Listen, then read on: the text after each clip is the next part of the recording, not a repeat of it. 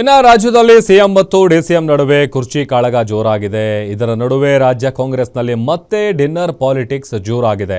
ಉಪಮುಖ್ಯಮಂತ್ರಿ ಡಿಕೆ ಶಿವಕುಮಾರ್ ಕೆಲ ದಿನಗಳ ಹಿಂದೆ ಡಿನ್ನರ್ ಸಭೆ ಆಯೋಜಿಸಿದ್ದ ಬೆನ್ನಲ್ಲೇ ಈಗ ಸಿಎಂ ಸಿದ್ದರಾಮಯ್ಯ ಕೂಡ ಸಚಿವರಿಗೆ ವಿಶೇಷ ಔತಣಕೂಟ ಏರ್ಪಡಿಸಿದ್ದಾರೆ. ಯಾವ ಕಾರಣಕ್ಕೆ ಆಯೋಜನೆ ಮಾಡಿದ್ದಾರೆ, ಈ ಮೀಟಿಂಗ್ಗೆ ಯಾರೆಲ್ಲ ಹೇಳಿದ್ದಾರೆ ಎಂಬುದರ ಕಂಪ್ಲೀಟ್ ರಿಪೋರ್ಟ್ ಇಲ್ಲಿದೆ.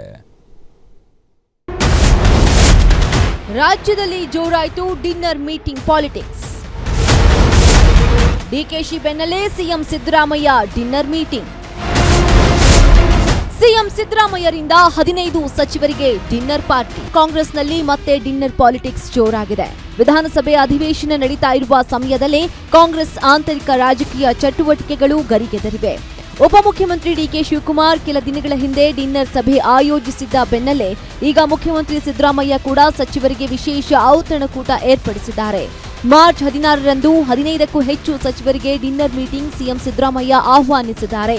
ಮಾರ್ಚ್ 16ರಂದು ಸಿದ್ದರಾಮಯ್ಯ ಅವರು ಸರ್ಕಾರಿ ನಿವಾಸ ಕಾವೇರಿಯಲ್ಲಿ ಸಚಿವರಿಗೆ ಡಿನ್ನರ್ ಪಾರ್ಟಿ ಆಯೋಜಿಸಿದ್ದು ರಾಜಕೀಯ ವಲಯದಲ್ಲಿ ತೀವ್ರ ಕುತೂಹಲ ಮೂಡಿಸಿದೆ.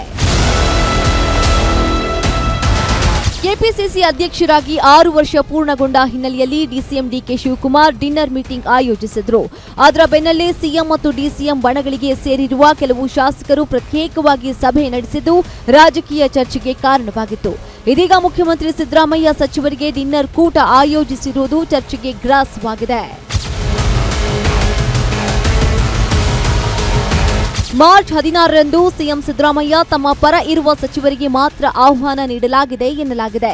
ಪ್ರಮುಖವಾಗಿ ಗೃಹ ಸಚಿವ doctor G Parameshwar, Satish Jarkiholi, KH Muniyappa, Timmapura, Shivraj Tangadagi, HC Mahadevappa ಮತ್ತು ಸಂತೋಷ್ ಲಾಡ್ ಸೇರಿದಂತೆ 15ಕ್ಕೂ ಹೆಚ್ಚು ಸಚಿವರಿಗೆ ಆಹ್ವಾನ ನೀಡಲಾಗಿದೆ.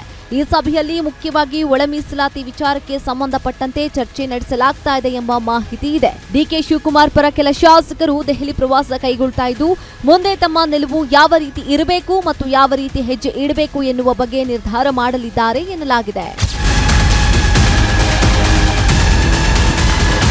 ಬಜೆಟ್ ಬಳಿಕ ಸಿಎಂ ಸಿದ್ದರಾಮಯ್ಯ ಡಿಕೆ ಶಿವಕುಮಾರ್ಗೆ ಅಧಿಕಾರ ಬಿಟ್ಟುಕೊಡಬೇಕು ಎನ್ನುವುದು ಡಿಸಿಎಂ ಡಿಕೆ ಶಿವಕುಮಾರ್ ಬಣದ ವಾದವಾಗಿದೆ.